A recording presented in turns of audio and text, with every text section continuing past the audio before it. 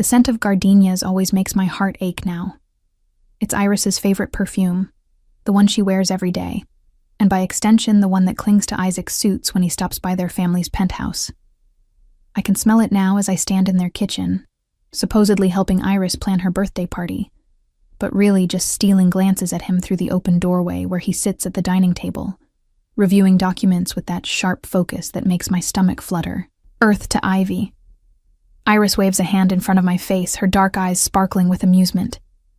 "You're doing it again." "Doing what?"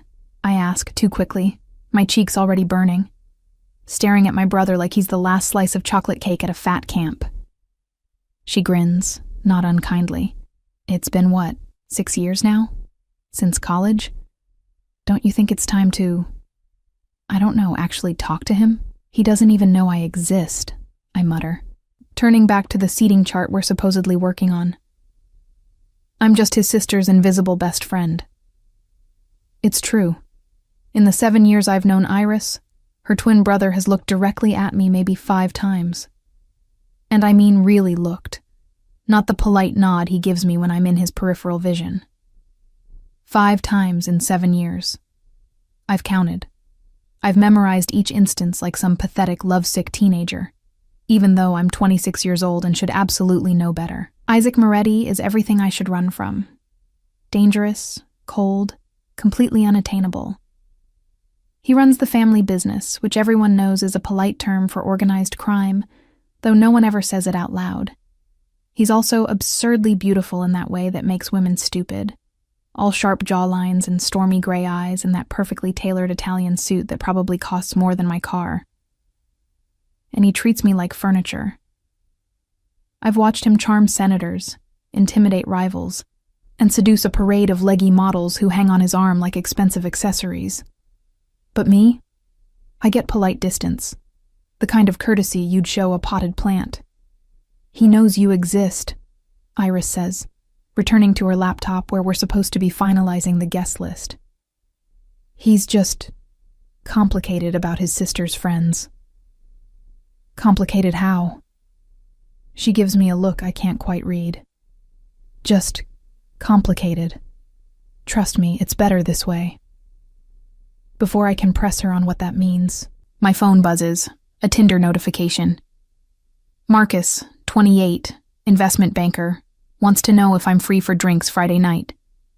He's attractive in that safe, boring way that's exactly what I need to get over this ridiculous obsession with Isaac Moretti. I accept before I can overthink it. Finally, Iris grabs my phone to see the message. Marcus looks normal, like actually employed and everything. "When's the date?" "Friday, casual drinks." I try to sound more excited than I feel. "Nothing serious, just trying something new." "Good. You need to get out there. Maybe if you actually dated someone, you'd stop pining over—" She cuts herself off, glancing toward the dining room where Isaac is still absorbed in his work. I follow her gaze despite myself. He's removed his suit jacket, rolled up his sleeves to reveal forearms that have featured prominently in several of my more inappropriate dreams. His dark hair falls slightly across his forehead as he reads, and I watch his lips move silently as he reviews whatever document has his attention. God, I'm pathetic. I'm not pining. I lie.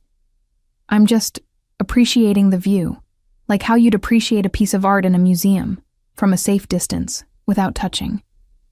Right. Iris doesn't sound convinced. Well, Friday you'll be appreciating a different view, one that might actually appreciate you back.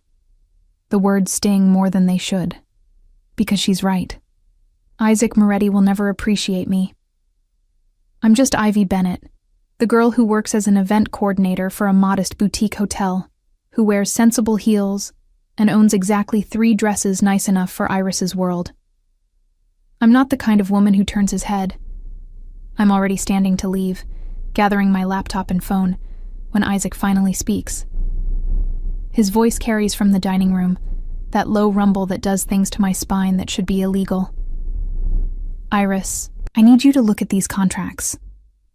"Busy," she calls back cheerfully. "Ivy and I are planning my birthday extravaganza, Can it wait? No. One word. Firm. Commanding. With that edge that says he's used to being obeyed. I hate how it makes my pulse quicken. Iris rolls her eyes but stands. Give me 5 minutes, she tells me. Don't leave yet. We still need to finalize the cake situation. She disappears into the dining room, and I'm left alone in the kitchen, trying very hard not to eavesdrop on their conversation. I fail, of course. Something about shipping routes and territories and percentages that confirm exactly what everyone knows but doesn't say about the Moretti family business. I'm scrolling through my phone, pretending to be absorbed in Marcus's profile, when I feel it. That prickling awareness that means someone is watching me. I look up to find Isaac standing in the doorway, his gray eyes fixed on me with an intensity that steals my breath. This is number 6. Ivy. He says my name like he's testing its weight on his tongue, like he's surprised to find me here, even though I'm here at least twice a week. Isaac. I manage to keep my voice steady, even as my heart hammers against my ribs. He crosses the kitchen with that predatory grace he has, moving like violence barely contained in an expensive suit. He's close enough now that I can smell his cologne, something dark and woodsy that makes me want to lean in closer. You're going out Friday? It's not quite a question, more like an accusation wrapped in polite inquiry.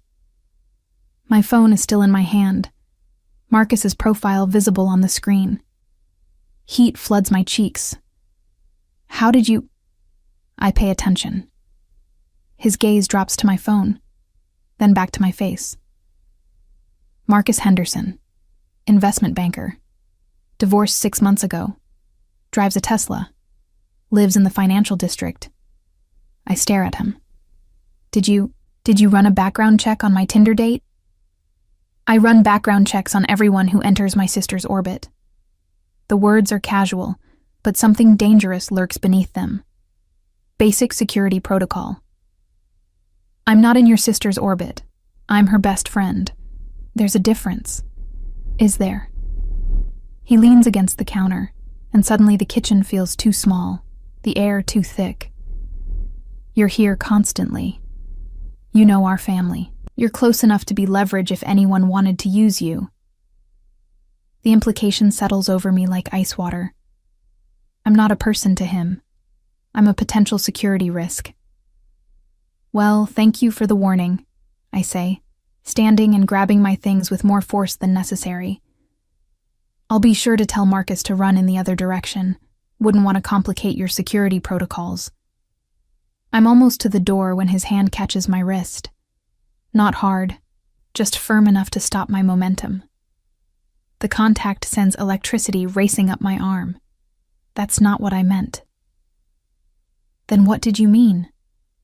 I turn to face him, anger finally overriding the pathetic longing I've been nursing for years. Because from where I'm standing, you've spent 7 years treating me like I'm invisible, and now you're suddenly interested in my dating life? His jaw tightens. I didn't say I was interested in your dating life. Then let me go. He does, but not before something flashes in his eyes. Something that looks almost like regret. Enjoy your date, Ivy. The way he says it makes it sound like a threat. Friday arrives too quickly. I spend an embarrassing amount of time getting ready, trying on 4 different dresses before settling on a black wrap dress that Iris assures me makes my curves look criminally good. My dark blonde hair falls in waves past my shoulders, and I've done my makeup with more care than usual, going for that effortlessly beautiful look that actually takes an hour to achieve. Marcus suggested meeting at a wine bar in Tribeca, somewhere upscale but not intimidating. Perfect for a first date. I tell myself I'm excited as I slip on my heels and grab my clutch. I tell myself I'm not thinking about Isaac. I'm lying on both counts.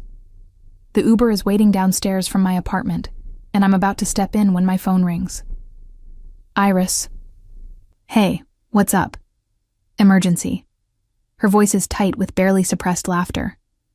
I need you to stop by the penthouse before your date. It'll only take 5 minutes, I promise. Iris, I'm literally getting in the car. Please, it's important. Family thing. I need you. I sigh, redirecting the driver to the Moretti penthouse instead. Whatever this is, it better be quick. The doorman recognizes me and waves me through without question. The elevator ride to the top floor feels longer than usual, my stomach knotting with an anxiety I can't quite name. Something feels off. The penthouse door is unlocked, which isn't unusual. What is unusual is the silence. Normally there's music playing, or Iris on the phone, or the general hum of activity that fills their space. Iris? I call out, stepping inside. Where are you? Living room. I follow her voice, my heels clicking on the marble floor. The living room is empty except for Isaac, standing by the floor-to-ceiling windows with a glass of whiskey in his hand, his back to me. Where's Iris? She had to step out. He doesn't turn around. Emergency at the gallery. My skin prickles with warning. You said she needed me for a family thing. I lied. The admission sends my heart into overdrive. I take a step backward toward the door. I need to go. I have a date. That's when he turns, and the look on his face stops me cold. Gone is the polite distance, the careful courtesy. What I see now is raw, barely leashed fury. If you take one more step toward that door, he growls, his voice low and dangerous, I won't be responsible for what happens next. I freeze, my hand still clutching my purse. Isaac sets his whiskey down on the side table with deliberate care, the glass making a soft clink that sounds impossibly loud in the sudden silence. Every instinct screams at me to run, but my feet refuse to cooperate. What the hell is wrong with you? I finally manage, anger cutting through my fear. You don't get to summon me here and threaten me because I have plans. I'm not threatening you. He moves toward me with that predatory grace, each step measured and purposeful. I'm warning you. Warning me about what? Having a normal date with a normal guy? My voice rises despite my efforts to stay calm. Sorry if that interferes with your security protocols, but last I checked, I don't work for you. No. He stops close enough that I have to tilt my head back to maintain eye contact. Close enough that I can see the muscle ticking in his jaw. You don't work for me. You're my sister's best friend, which makes you family, which makes you mine to protect. I'm not yours anything. The words come out shakier than I'd like. And I certainly don't need your protection from a banker who likes wine and golden retrievers. You know nothing about what you need. His hand comes up, and I think he's going to touch my face, but he stops himself, his fingers curling into a fist. Marcus Henderson has a gambling problem he's hiding from his employer. He owes money to people who make me look like a choir boy. And you thought you'd just meet him alone, in a bar, wearing that dress. What's wrong with my dress? Everything. The word is almost a growl. Absolutely everything. Heat floods my cheeks, but it's not embarrassment. It's fury. You had no right to investigate him. You had no right to interfere. And you definitely have no right to comment on what I wear. I have every right. He's closer now, backing me against the wall without even touching me. You want to know why I've kept my distance all these years, Ivy? Want to know why I treat you like you're invisible? Yes. The admission escapes before I can stop it. God, yes. Do you have any idea what these last 7 years have been like? Watching you parade women through here like they're interchangeable? Seeing you look through me like I'm nothing? Something dangerous flashes in his eyes. You think I look through you? You barely acknowledge I exist. Because if I acknowledged you... He stops, his hand slamming against the wall beside my head, caging me in. If I looked at you the way I want to look at you, if I touched you the way I've imagined touching you for 7 goddamn years, My sister would kill me, and she'd be right to. The air leaves my lungs in a rush. What? You're off limits, Ivy. Completely, absolutely off limits. Iris made me promise, the day she introduced us, that I'd never touch you. Never even think about you that way. Because she knew. His free hand comes up, his thumb tracing my jawline with agonizing gentleness. She knew I'd ruin you. I can't breathe, can't think, can't do anything but stare at him as years of certainty crumble into dust. You're lying. But even as I say it, I know he's not. I wish I was. His thumb moves to my lower lip, pressing gently. Do you know what it's been like? Watching you walk around in those little skirts, hearing you laugh at other men's jokes, seeing you bite your lip when you're thinking? He demonstrates by pressing harder against my mouth. Every time you did that, I wanted to bite it myself. Isaac. And tonight. His eyes drop to my dress, trailing over every curve with possessive heat that makes me tremble. You got dressed up for another man. You put on this dress, did your hair, painted your lips that color I've dreamed about.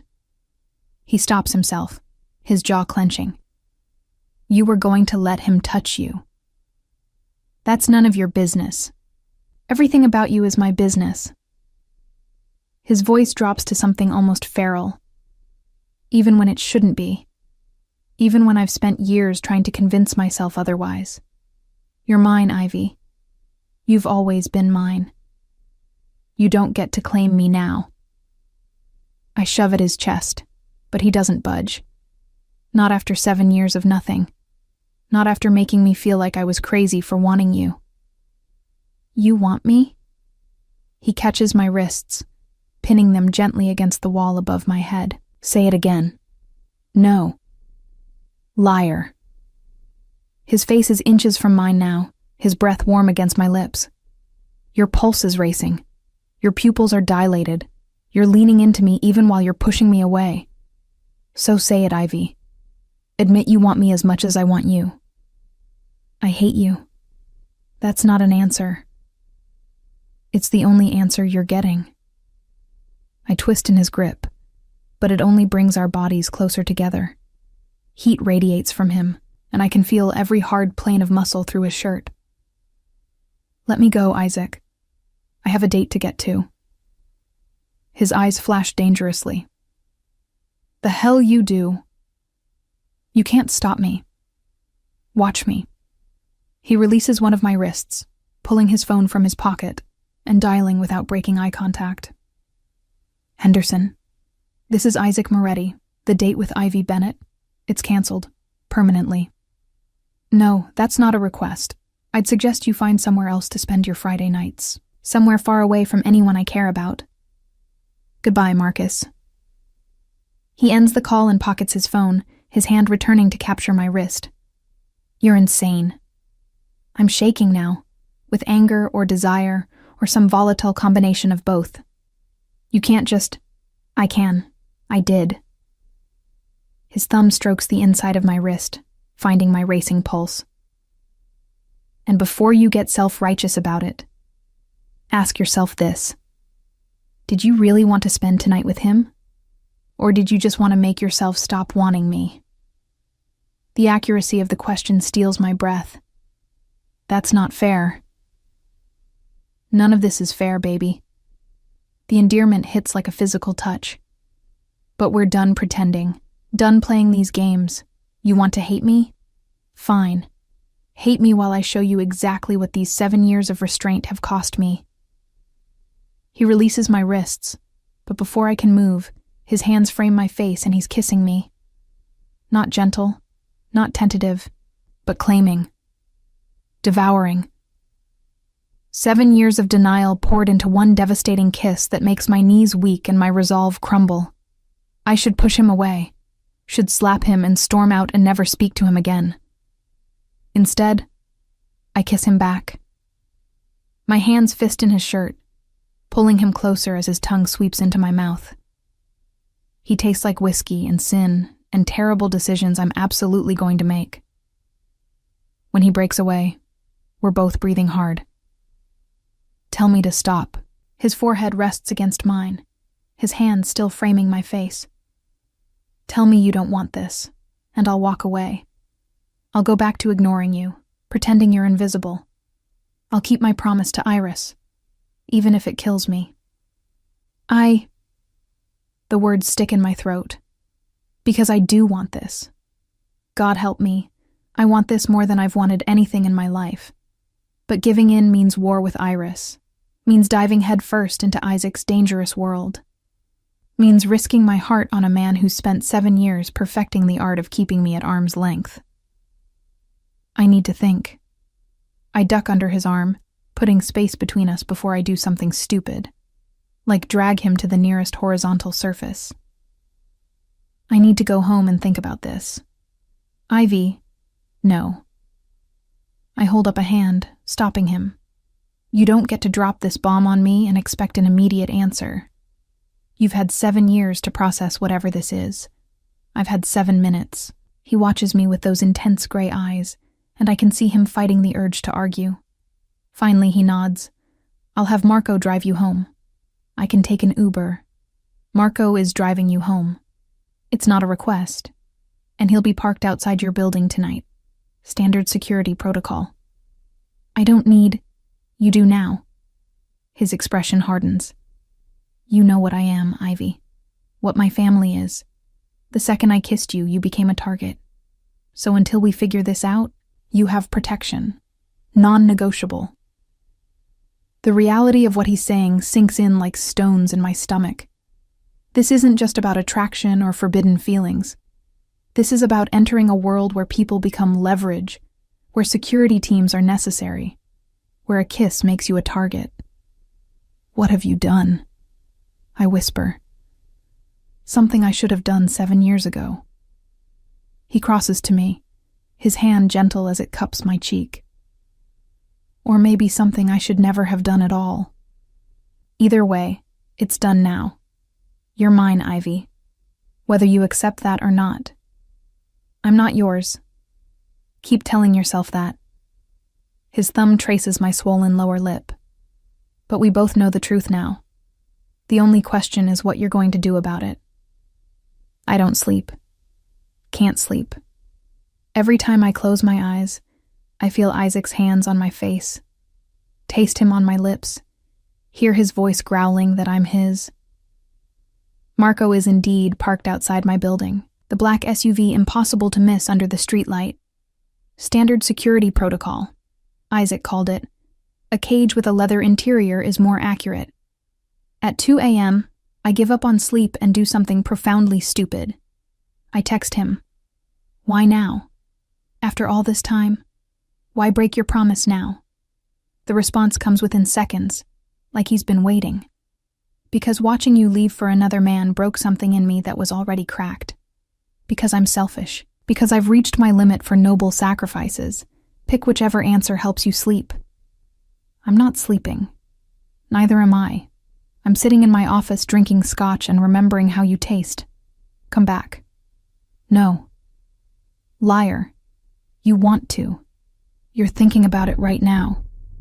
He's right, and I hate him for it. I'm thinking about throwing on clothes and going back to that penthouse.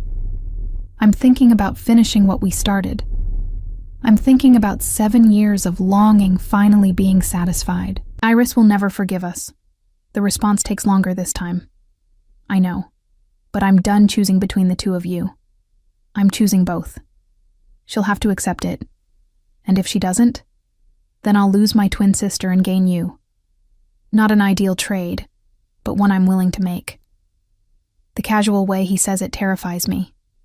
Like I'm worth destroying his family over. Like this attraction that's been simmering for years is worth any price. You can't mean that. I've never been more serious about anything in my life. Now stop texting me and go to sleep, or come here. Those are your only 2 options. I should choose sleep. Should turn off my phone and deal with this in the morning with a clear head. Instead, I'm pulling on jeans and a sweater, French braiding my hair, and slipping out my fire escape to avoid Marco. If Isaac wants me to come to him, he can deal with the fact that I won't make it easy. The night air is cold against my face as I navigate the familiar route to the Moretti penthouse on foot. It's a 20-minute walk, plenty of time to second-guess this insane decision. But I keep moving, drawn by something stronger than common sense. I'm half a block away when a figure steps out of the shadows. My heart lurches before I recognize the broad shoulders, the expensive coat. Trying to sneak past my security, baby? Isaac's voice is amused, dangerous. Did you really think I wouldn't know the second you left your building? I'm not your prisoner. No. He closes the distance between us in 3 strides. You're something much more complicated than that. Up close, I can see the exhaustion in his eyes, the tension in his jaw. He looks like he's been fighting the same battle I have, sleepless and wound tight. Why did you come? He asks, his hands settling on my waist like they belong there. I don't know. The truth feels safer than a lie. Maybe because I'm tired of fighting this, or maybe because I want answers that make sense of the last 7 years. What if there aren't any answers that make sense? His forehead touches mine, that gesture already becoming familiar. What if it's just this? Just want and need and something that shouldn't exist but does anyway? Then we're both in trouble. The best kind. His lips brush mine, gentle this time. Testing. Come upstairs. Let me show you what these years have been like for me. Warning bells clang in my head, but I'm already nodding.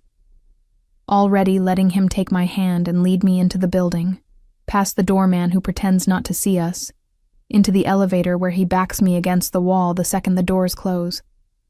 I tried so hard to keep my promise, he murmurs against my throat, his lips tracing patterns that make me shiver.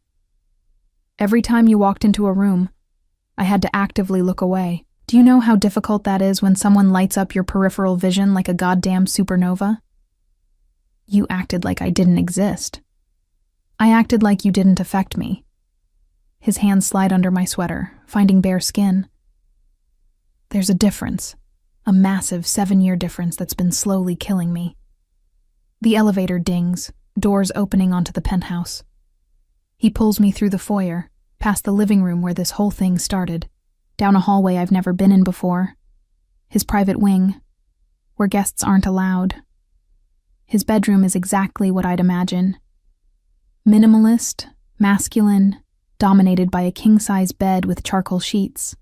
Floor-to-ceiling windows overlook the city, curtains open to let in the glow of streetlights and stars. Last chance to run. He releases me, taking a step back, giving me space to choose. If you stay, everything changes. I won't let you go after this. Promises from a man who broke his promise to his sister? The only promise I've ever broken. Something fierce burns in his eyes, and I'd break it 1,000 times over for one night with you.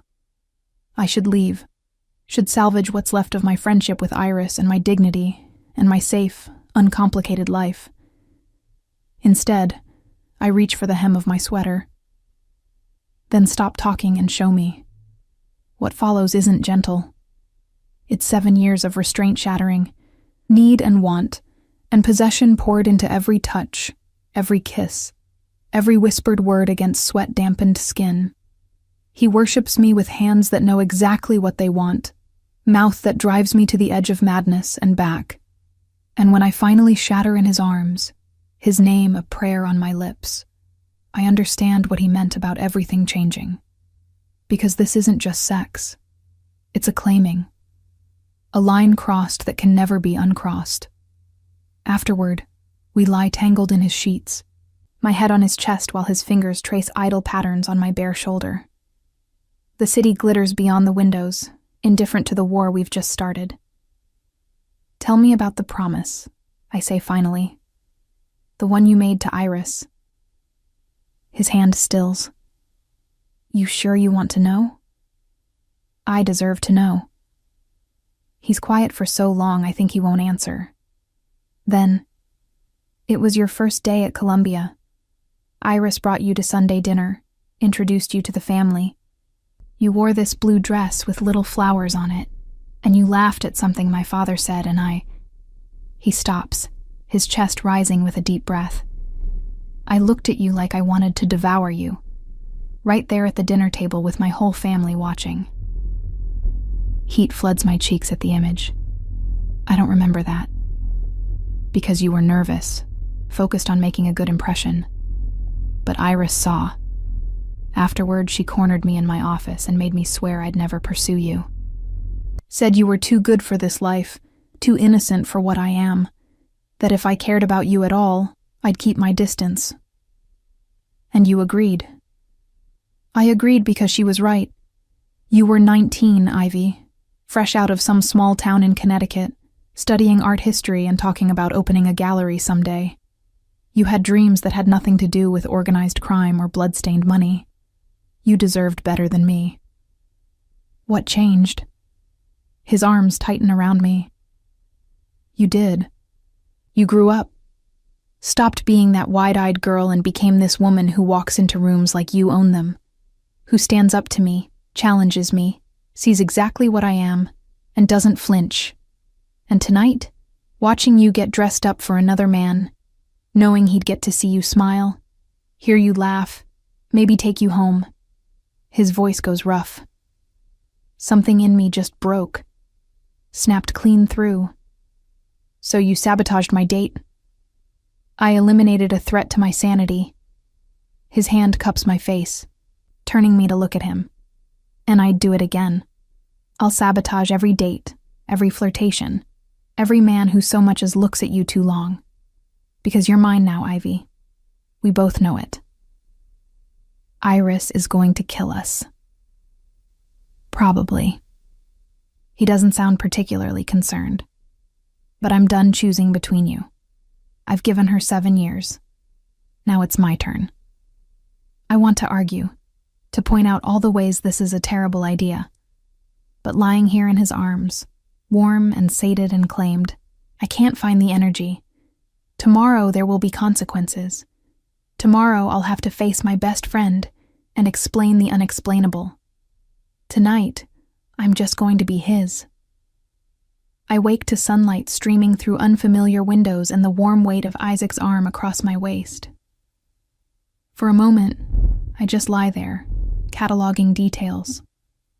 The way his breath ruffles my hair, the solid muscle of his chest against my back. The fact that I'm naked in Isaac Moretti's bed and, oh God, what have I done? Stop panicking. His voice is rough with sleep, lips brushing my shoulder. I can feel you overthinking from here. I'm not panicking. I am absolutely panicking. I'm just processing. Process later. He pulls me closer, and I feel exactly how awake certain parts of him are. Right now, I have better ideas. Isaac. My phone rings, cutting me off. I reach for it on the nightstand, my stomach dropping when I see the caller ID. Iris. Don't answer it, Isaac warns, but I'm already swiping to accept. Hey, where are you? I've been texting all morning. Iris sounds worried, not suspicious, yet. Marco said you left your building last night and never came back. I glance at Isaac, who's watching me with an unreadable expression. I'm fine. Just stayed at a friend's place. Which friend? And why is Marco tracking you? Did something happen? It's complicated. Ivy, you're scaring me. Where are you? Isaac takes the phone from my hand. She's with me, Iris. She's safe. Silence. The kind that precedes hurricanes and explosions. With you? Iris's voice is dangerously quiet. Define with you, Isaac. I think you know what I mean. Put her on the phone, now. He hands it back, his expression somewhere between resigned and defiant. I take a breath and bring it to my ear. Iris. My penthouse. 1 hour. Both of you. She hangs up. I stare at the dead phone in my hand. She's going to murder us. Probably me more than you. Isaac sits up, the sheet pooling at his waist in a way that's entirely too distracting given our current crisis. She made me promise, remember? You didn't break anything. I did. We both knew what we were doing. Doesn't matter. He stands, gloriously naked and completely unself-conscious, heading for the bathroom. To Iris, you're the innocent victim of my inevitable corruption. Get used to that narrative. I'm not a victim. He pauses in the doorway, gray eyes finding mine. No, you're not. But try telling my sister that. An hour later, we're sitting in the penthouse living room like children called to the principal's office. Iris paces in front of us, her expression oscillating between fury and hurt and something that might be betrayal. 7 years. She stops, fixing Isaac with a glare that could cut glass. You promised me for 7 years that you'd leave her alone, that you'd keep your distance, that you wouldn't do exactly what you've apparently done. I know what I promised. Then why? She turns to me, and the hurt in her eyes makes my chest ache. Why him, Ivy? Out of everyone in this entire city, why did it have to be him? I didn't plan this. Didn't you? She laughs, bitter. You've been in love with him since college. Don't think I haven't noticed. But I thought you understood why it could never happen. Why he's the last person you should be with. Because he's dangerous? I stand, needing to meet her at eye level. Because he's in the Mafia? I know what he is, Iris. I've known for years. It's not about what he is. She looks between us, something like grief crossing her face. It's about what he does to people, how he consumes them until there's nothing left. I've seen it with every woman he's ever been with. They go in whole and come out shattered. I'm not every woman. That's what they all thought. Iris's voice cracks. You're my best friend, Ivy, and he's my brother. I can't watch him destroy you. He's not going to destroy me, I say, though I'm not entirely sure I believe it. Isaac finally speaks, his voice quiet but firm. I'm not going to hurt her, Iris. Not the way you think. You can't promise that. She faces him, tears glittering in her eyes. You've never kept a woman longer than 3 months. You get bored, you move on, you leave wreckage in your wake. What makes Ivy different? Everything. The word is simple, absolute. She's different because she's always been different. Because I've wanted her for 7 years and spent every day of those years trying to convince myself I didn't. Because when I look at her, I don't see a temporary distraction. I see the rest of my life. The silence that follows is deafening. Iris stares at her brother like she's never seen him before. Did you just say the rest of your life? He stands, moving to where I'm frozen by the windows. His hand finds mine, fingers intertwining. I'm in love with her. I have been since the day you introduced us, and I'm done pretending otherwise. My heart stops, restarts, stops again. You're in love with me? The words come out barely above a whisper. Devastatingly. He turns to face me, and the naked honesty in his expression steals my breath. Why do you think I stayed away? It wasn't just the promise to Iris. It was self-preservation. Because I knew if I let myself have you, I'd never want anything else. Isaac. I love you, Ivy. I love your laugh and your terrible coffee addiction and the way you bite your lip when you're thinking. I love how you call me on my bullshit and stand up to me even when you're scared. I love that you see what I am and haven't run screaming yet. And I'm terrified because loving you makes you my greatest weakness. But I'm doing it anyway. Iris makes a strangled sound. This is worse than I thought. Why? I can't look away from Isaac. can't process what he's just said. Why is it worse? Because he means it. She sinks onto the couch, head in her hands. When Isaac Moretti loves someone, he doesn't do it halfway. He doesn't do anything halfway. God, you're both so screwed. Iris, I start, but she holds up a hand.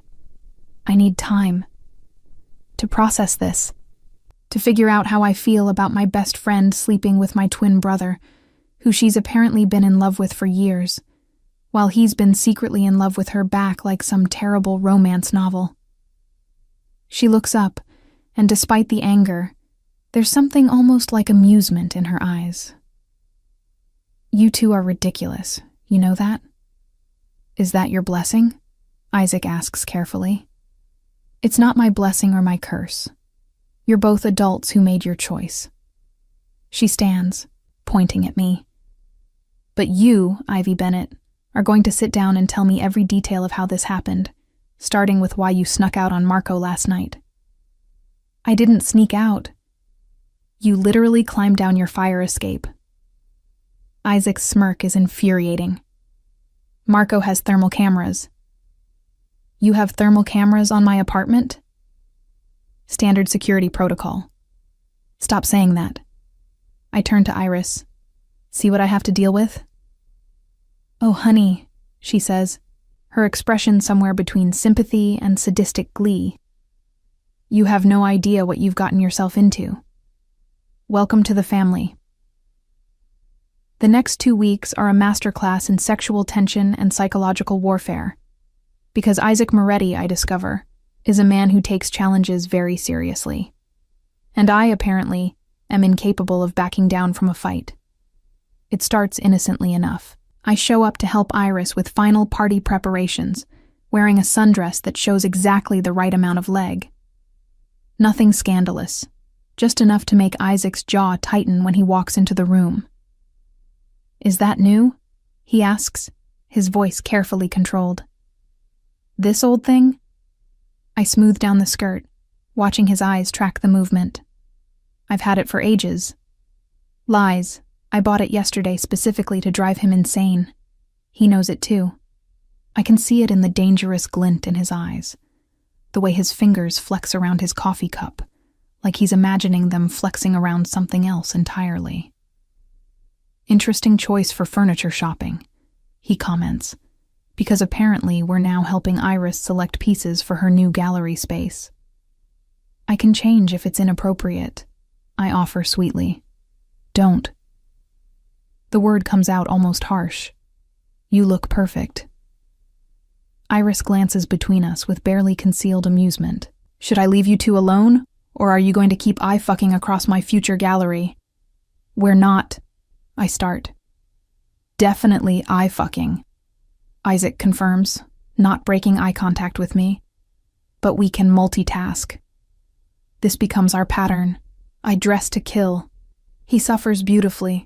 I pretend not to notice. He retaliates by standing too close, touching my lower back when guiding me through doorways, whispering comments in my ear that make my knees weak. It's torture. Delicious, addictive torture.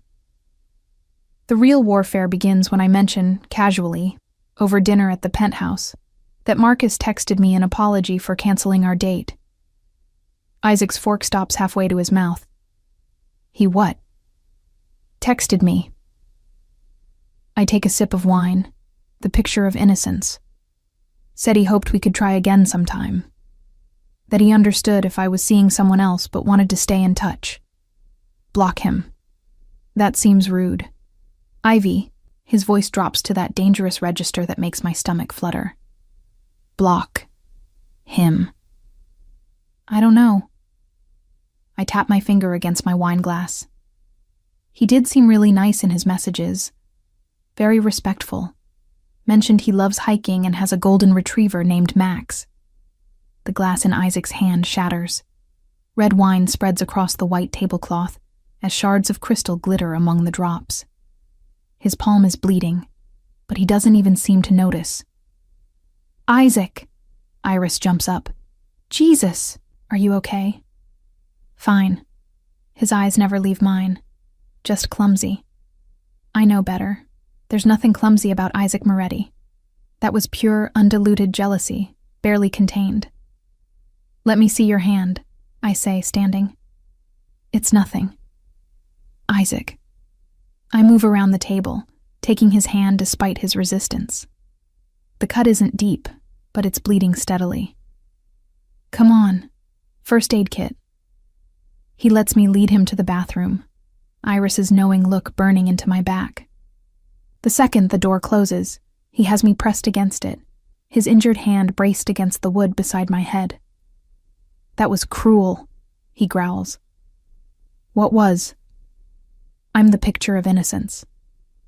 You know exactly what. Mentioning him, his golden retriever, the hiking. His uninjured hand comes up to cup my face. You're playing with fire, baby. Maybe I like the burn. You're going to get more than a burn if you keep this up. He leans in, his lips brushing my ear. You're going to get thoroughly, completely ruined for any other man. Big talk from someone bleeding on my shirt. That startles a laugh out of him. You're impossible. And you're bleeding. Sit. I push him toward the closed toilet lid, pulling out the first aid kit from under the sink. Let me fix this before Iris thinks I'm murdering you in here. He watches me clean the cut with an intensity that makes my hands shake. When I finish wrapping the gauze, he catches my wrist, pulling me between his spread thighs. I blocked him, you know, after our first night together, added his number to a blacklist. His thumb traces circles on my inner wrist. He couldn't text you if he tried. What? I stare at him. Isaac, that's possessive, controlling, unhinged. He nods. All of the above. But I told you. You're mine. I meant it. You can't just blacklist people from contacting me. Can I? His other hand slides up my thigh, under the hem of my sundress. Seems like I already did. This is insane. This is what loving you looks like on me. His fingers trace higher. Messy, possessive, completely out of control. Don't like it? There's the door. I should leave, should tell him this behavior is unacceptable, and walk out with my dignity intact. Instead, I kiss him. By the time we emerge from the bathroom 20 minutes later, both thoroughly disheveled, Iris has cleared the table and poured herself a very large glass of wine. Bathroom renovations? She asks innocently. Shut up, I mutter, my face burning. For the record, she addresses Isaac, if you break her heart, I will absolutely hire someone to break your face. Twin solidarity has limits. Noted. He pulls me against his side, his wrapped hand resting possessively on my hip. But it's not her heart you should be worried about. It's mine. She's going to destroy me and enjoy every second. Good, Iris says. You deserve it. The warfare escalates. I start spending more time at the penthouse, allegedly helping with party planning, but really just torturing Isaac with my presence. I wear his favorite color, that deep emerald green. I bite my lip constantly. I laugh at his second-in-command's jokes. That last one almost gets poor Tony fired. You're flirting with my men, Isaac accuses one evening, cornering me in his office. I'm being friendly. There's a difference. You touched his arm. He was showing me photos of his daughter's dance recital. You bit your lip while looking at him. I did not. I stop, because I absolutely did. Are you seriously jealous of Tony?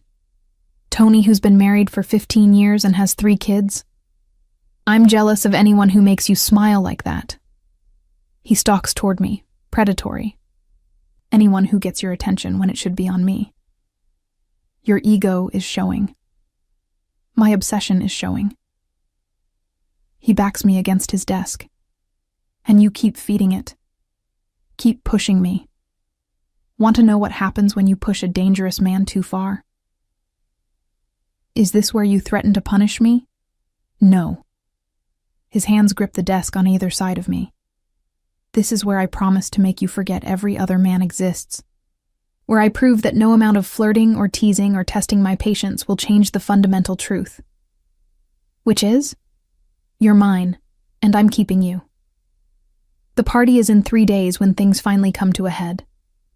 I'm at my apartment, getting ready for dinner with Iris, when I hear my door unlock. Before I can panic, Isaac walks in like he owns the place. How did you get a key? I'm a crime boss, baby. Getting keys is the least of my talents. He closes the door behind him, leaning against it. We need to talk. About breaking and entering? About the fact that you're not wearing my ring yet. The world tilts. You're what? He crosses to me, pulling a small velvet box from his pocket. I've been carrying this around for a week, trying to find the right moment. But there is no right moment because this is us. Messy and chaotic and completely insane. He opens the box, revealing a ring that steals my breath. Emerald-cut diamond, surrounded by smaller stones, set in platinum. Move in with me. Officially. Stop pretending you don't sleep in my bed every night anyway. Isaac. I'm not asking you to marry me. Yet. His smile is dangerous. I'm asking you to stop fighting this. Stop testing me. Stop torturing both of us with this game we're playing. And if I say no, then I'll wait. I'll court you properly. I'll do whatever you need. His thumb traces my lower lip. But you won't say no, because you want this as much as I do. He's right. God help me. He's right. Okay. Okay. Okay. I'll move in with you. I lean into his touch. But I'm keeping my apartment, for when you drive me crazy and I need space. Deal. He slides the ring onto my finger, and it fits perfectly. Of course it does. Though fair warning, I'm going to drive you crazy often. It's kind of my thing. I'm counting on it. He kisses me then, deep and claiming, and I surrender to the inevitable. To this man who's loved me for 7 years. To this dangerous, impossible future we're building. To being completely, irrevocably his. Iris's birthday party is everything she deserved and nothing I expected. The gallery space she's rented transforms into something magical. All Edison bulbs and exposed brick and carefully curated art pieces. The guest list is a who's who of the city's elite, both legitimate and otherwise. And I'm walking into it wearing Isaac's ring. You're sure about this? I ask him, as Marco pulls the car up to the entrance. Making it public? I've never been more sure of anything. His hand finds mine, thumb stroking over the diamond. Everyone's going to know you're mine tonight, baby. No more hiding. Iris is going to kill us for making her party about us. She already knows. His smile is wicked. I told her this morning. She threw a very expensive vase at my head. Isaac. She missed, mostly. He helps me out of the car, and I'm immediately aware of eyes turning our way, people noticing, calculating. Besides, she said, and I quote, if you're going to claim her publicly, at least wait until I'm drunk enough to enjoy the drama. We enter to find Iris holding court near the bar, resplendent in red and already definitely tipsy. She spots us, her eyes dropping to my hand, and grins. Ladies and gentlemen. She climbs onto a nearby platform, champagne sloshing. An announcement! My idiot brother has finally stopped pining pathetically and actually claimed his woman. Everybody waved to Ivy, the brave soul who's agreed to put up with him. The crowd applauds, laughs, toasts. I'm mortified and touched and completely overwhelmed. Isaac just pulls me closer, his arm around my waist, possessive and proud. Told you she'd be fine with it. She's drunk. She's happy. He presses a kiss to my temple. She's been rooting for us since the beginning, even while trying to protect you from me. Now she can stop playing both sides. The evening unfolds in a blur of congratulations and curious questions and thinly veiled assessments. Some people are genuinely happy for us. Others are clearly calculating what this means for power dynamics and alliances. And then there's the contingent who look at me like I'm already a ghost. "Don't worry about them," Isaac murmurs, reading my expression as we slow dance to music played by a live jazz quartet. "They're just jealous. They think you're going to destroy me."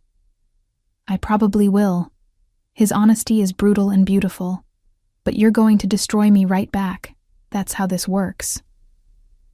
Mutual destruction. How romantic. With us? Absolutely. He spins me out and back in, my body fitting against his perfectly. "You know what I realized this week? That you're obsessed with me? Besides that." His lips brush my ear. "All those women Iris mentioned, the ones I supposedly shattered, I never felt anything for them. Not really. They were placeholders, distractions, ways to convince myself I didn't want what I couldn't have. And now? Now I have you. And I'm never letting go." His hand tightens on my waist. "Fair warning. I'm going to be possessive and demanding, and probably drive you insane on a regular basis. I'm counting on it." The song ends, and we're separating when I feel it, that prickling awareness that means trouble. I turn to find a woman approaching, tall and blonde and vaguely familiar. Isaac Moretti. Her smile is sharp. "And this must be the woman who finally tamed you." "Natasha." Isaac's voice goes carefully neutral. "I didn't realize you were invited. Iris and I go way back."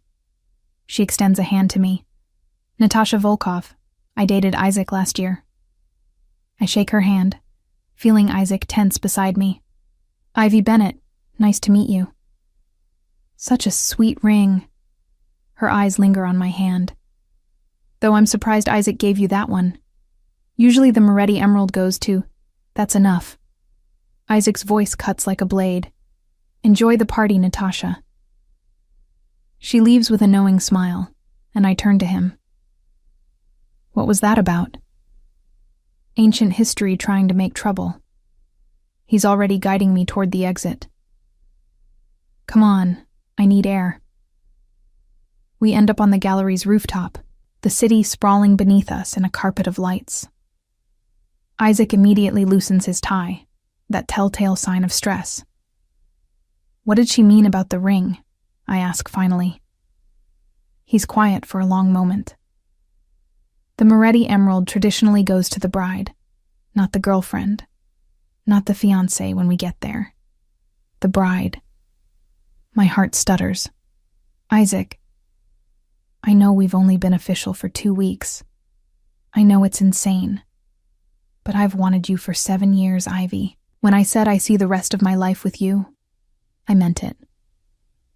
He turns to face me, vulnerability raw in his expression. "That ring was my grandmother's. She gave it to my mother. My mother was going to give it to whoever I married. I'm giving it to you because I can't imagine giving it to anyone else." "You're proposing? Now? At your sister's birthday party?" "I'm not proposing." His smile is crooked. "Not officially. I'm just making my intentions very clear. When I do propose, it'll be better than this. More romantic. Less panic-inducing." "This is pretty panic-inducing already." "Good." He pulls me against him. "I like you a little panicked. Makes it easier to catch you when you try to run." "I'm not running." "No." His forehead touches mine. "You're standing still, letting me catch you. It's terrifying and perfect and everything I didn't know I needed."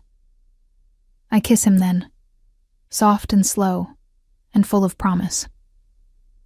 When we break apart, the city glitters around us like we're the only 2 people in the world. "Your sister's going to be furious we ditched her party," I point out. My sister is 3 sheets to the wind and trying to convince Antonio Russo to buy a painting of a banana duct taped to a canvas for $50,000. He grins. "She won't even notice we're gone." We slip back inside to find chaos. Iris has indeed cornered Antonio, but she's also somehow acquired a microphone and is making toasts that start sweet and devolve into embarrassing stories about Isaac's childhood. And then he cried because the puppy was too cute, she's saying. My big bad Mafia Boss brother, crying over a golden retriever puppy. I'm going to kill her, Isaac mutters, but he's smiling. You love her. Unfortunately. He steals my champagne glass. Come on, let's save Antonio before she sells him something ridiculous. The rest of the night is a perfect blur. Dancing and laughing and watching Isaac try to manage his drunk sister while also keeping me close. At one point, Iris drags me to the bathroom for a serious talk that turns into her making me promise to hurt him back if he ever hurts me. I mean it, she slurs, poking my chest. You're my best friend, and he's my brother. But you were mine first, so if he screws this up, I'm on your side. I love you, I tell her, meaning it. Love you too. She hugs me tight. Now go. He's been staring at the door like a lost puppy for 5 minutes. It's adorable and pathetic. Isaac is indeed waiting outside the bathroom, trying to look casual and failing completely. She threatening to kill me? He asks. Only if you deserve it. Fair. He takes my hand. Ready to get out of here? I'm done sharing you with the masses. We say our goodbyes, Iris making us promise to have brunch tomorrow and escape into the night. Marco drives us back to the penthouse in comfortable silence, Isaac's thumb tracing patterns on my palm the whole way. Inside his bedroom, he helps me out of my dress with reverent hands. I meant what I said earlier, he murmurs against my shoulder. About the rest of my life. I know. I turn in his arms. And for the record, I'm terrified and excited and completely in love with you, even when you're being possessive and overprotective and breaking glasses because someone mentioned hiking. In my defense, he had a golden retriever. You're ridiculous. I'm yours. He lifts me, carrying me to the bed. Completely, irrevocably yours. Then prove it. He does, thoroughly. And afterward, wrapped in his arms with the city quiet beyond the windows, I finally understand what Iris meant about him not doing anything halfway. Isaac Moretti loves with the same intensity he does everything else, absolutely, possessively, with his whole damn heart. And I love him right back. 3 months later, I move into the penthouse officially. My apartment becomes storage for art pieces Iris insists I'll want someday. Isaac's closet becomes half mine, though he complains constantly about the number of shoes I own. You have 37 pairs, he says one morning, staring at the organized rows. Why do you need 37 pairs of shoes? Why do you need 12 guns? I counter, buttoning his shirt because he claims he likes when I do it. That's different. That's professional equipment. These are professional equipment for looking good. You'd look good in a garbage bag. Smooth talker. I finish the last button, straightening his collar. There. Presentable. He catches my hands, pulling me close. I love you. I know. I smile against his kiss. I love you too, even though you're ridiculous and possessive and probably clinically insane. Probably. He grins. But I'm your ridiculous, possessive, clinically insane person. Lucky me. The luckiest. His hands frame my face. Now stop being adorable, or we'll never leave this apartment. Would that be so bad? Yes, because I promised Iris we'd have brunch, and if we cancel again, she'll assume we're having sex and make incredibly inappropriate comments about it. We are having sex. She doesn't need confirmation. He releases me reluctantly. Come on. Sooner we go, sooner we can come back.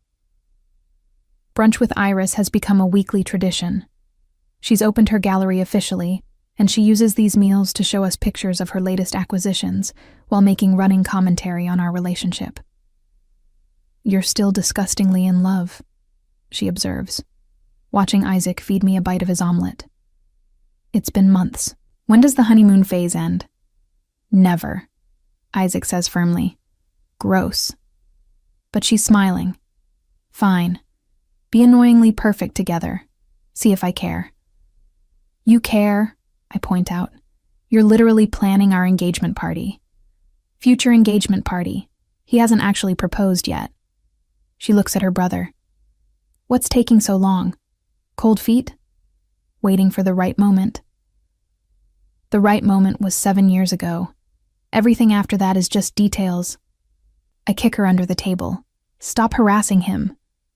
I'm his twin. Harassment is my job. She steals a piece of bacon from my plate. But seriously, you two are good? We're good, Isaac and I say simultaneously. Disgustingly good, I add. Perfect, Iris declares. Then I can stop worrying that you'll murder each other and go back to worrying about normal things. Like whether my installation of soup cans is pretentious or brilliant. Definitely pretentious, Isaac says. Shut up. Nobody asked you. We bicker and laugh and eat, and somewhere in the middle of it, I catch Isaac watching me with this expression. Soft and possessive and completely in love. This is my life now. Brunch with the Moretti twins. Living in a penthouse with a mafia boss. Planning a future that shouldn't make sense but somehow does. And I've never been happier.